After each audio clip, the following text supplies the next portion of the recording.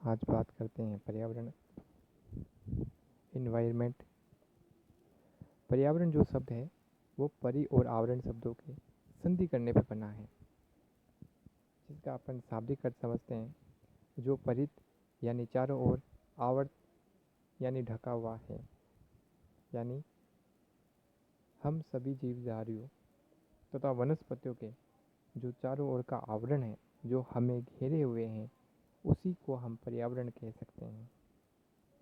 पर्यावरण संरक्षण अधिनियम 1986 के अनुसार एक परिभाषा दी गई है और इसमें यह साफ कहा गया है कि पर्यावरण किसी जीव के चारों तरफ घिरे भौतिक एवं जैविक दशाओं एवं उनके साथ अंतर क्रियाओं को सम्मिलित करता है। यानी पर्यावरण किसी भी जीव के चारों ओर घिरे भौतिक और जो जैविक दशाएं हैं, उनके साथ जो उनके बीच में जो अंतर क्रिया हो रही है, उन सभी को सम्मिलित कर लिया जाए तो वो निश्चित रूप से पर्यावरण कहलाता है। अपन बात करेंगे कि पर्यावरण की जो संरचना और प्रकारों के बारे में, यानी structure and type of environment. कि पर्यावरण जो है वो भौतिक और जैविक संकल्पना है, अतः इसमें पृथ्वी के दोनों अर्थात जीवित और अजीवित दोनों संगठकों को सम्मिलित किया जाता है। अब अपन बात करते हैं कि संरचना में कौन कौन से संगठक आएंगे, तो दो महत्वपूर्ण संगठक है इसके, एक है भौतिक पर्यावरण, दूसरा है जैविक यानी बायोटिक पर्यावरण। अपन बात करते हैं कि भौतिक पर्यावरण को अपन किस रूप में समझे, तो भौतिक पर्यावरण को अपन तीन रूपों में समझते हैं। सबसे पहली बात करेंगे स्थल मंडलीय पर्यावरण की, दूसरी बात करेंगे वायुमंडलीय पर्यावरण की और तीसरी बात करेंगे जल मंडलीय पर्यावरण की। अब अपन इसके भौतिक पर्यावरण के रूपों को यदि विस्तारित रूप से देखें कि भाई और कौन कौन से इसके रूप हो सकते हैं, तो इसका विस्तारित रूप है या इसका जो कह सकते हैं उसके उपभेद जो हैं, जैसे कि पर्वत पर्यावरण होता है, एक पर्यावरण पठार पर्यावरण होता है, मैदान पर्यावरण होता है, झील में पर्यावरण होता है, सरिता पर्यावरण होता है, हिमनद पर्यावरण होता है, मरुस्थल पर्यावरण होता है, सागर तटीय पर्यावरण होता है, सागरीय पर्यावरण होता है। तो ये कुछ भौतिक पर्यावरण के कुछ विस्तारित रूप हैं। भौतिक पर्यावरण को अपन अमूमन समझते हैं कि भाई किसी भी स्थान, किसी भी स्थल रूप या किसी भी जलीय भाग, जलवायु, मृदा, सेल तथा खनिज, इन सब के बारे में जब अपन अध्ययन करते हैं तो वो निश्चित रूप से कहीं ना कहीं भौतिक पर्यावरण का ही पात्र है। अब अपन बात करते हैं कि जैविक पर्यावरण क्या है। जैविक का मतलब है जैव, जिसमें सजीवता है, यानी पादप और पौधे, और दूसरी बात करेंगे मनुष्य यानी मानव की, तो इनको अपन जैविक पर्यावरण के अंतर्गत सम्मिलित करते हैं।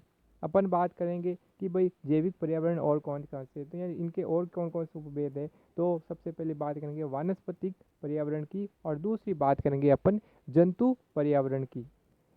इसके साथ ही अपन कुछ और भी पर्यावरण का जो विस्तारित रूप है, जैसे कि अपन आजकल समझते हैं कि सामाजिक पर्यावरण के बारे में चर्चा होती है, तो अपन बात करते हैं कि सामाजिक पर्यावरण क्या है। तो सभी जीवधारी अपने विभिन्न स्तरीय सामाजिक समूहों तथा संगठकों की रचना हेतु कार्य करते हैं, यानी किसी निश्चित समूह में रहकर अपने समूह और संगठक की रचना, यानी कह सकते हैं कि संगठक के संगठनों के साथ मिलकर जो वातावरण निर्मित करते हैं, वही वातावरण सामाजिक पर्यावरण कहलाता है।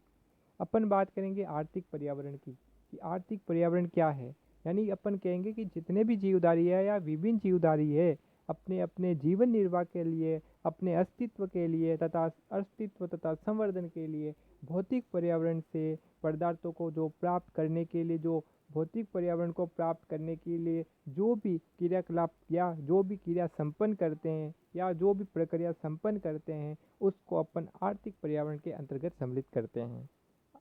और अपन बात करें कि ये भी हमें ध्यान रखना होगा कि मनुष्य जो है समस्त जीवधारियों में सबसे ज़्यादा यानी सर्वाधिक बुद्धिमान होता है तथा सभ्य प्राणी है, अतः इसका सामाजिक संगठन सबसे ज़्यादा यानी सर्वाधिक नियमित और व्यवस्थित होता है। ये हमें जानकारी रखनी होगी। मनुष्य के जो तीन महत्वपूर्ण पक्ष होते हैं, भौतिक, सामाजिक और आर्थिक, की जो जैविक पर्यावरण में विभिन्न विशेषताएं, भूमिका और कार्य होते हैं। यानी कह सकते हैं कि जो मनुष्य का जो स्वरूप है या पर्यावरण के प्रति जो मनुष्य की भूमिका है, वो भौतिक, सामाजिक और आर्थिक इन तीनों रूपों में सबसे ज़्यादा रहती है।